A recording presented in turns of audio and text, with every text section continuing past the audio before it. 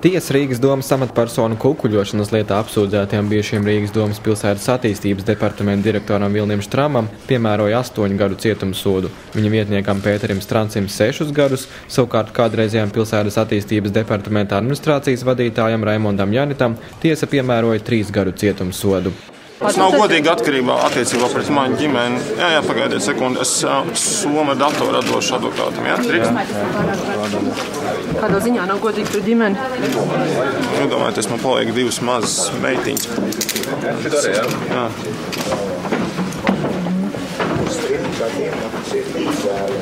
Cik viņām gadu? 2 un 6. Vecākajai. Bet vai tas, ko jūs apvainojat, tas bija godīgi? Protams, ka tas nav godīgi, ka man tā apvaino.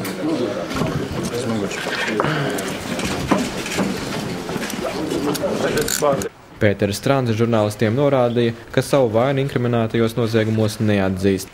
Es ticu, ka es tikšu brīvībā un tikšu attaisnots, lai arī kā tas viss izskatītos šodien. Tikmēr uzņēmējai Inārai Vilkastei tiesa nolēma piemērot naudas sodu 40 000 latu apmērā. Sodīti tika arī bijušais Rīgas un Jūrmālas mērs Andrejs Inkuls, kā arī Igaunijas pilsonis Brīds Tomings, kuriem jāmaksā naudas sods 24 000 latu apmērā.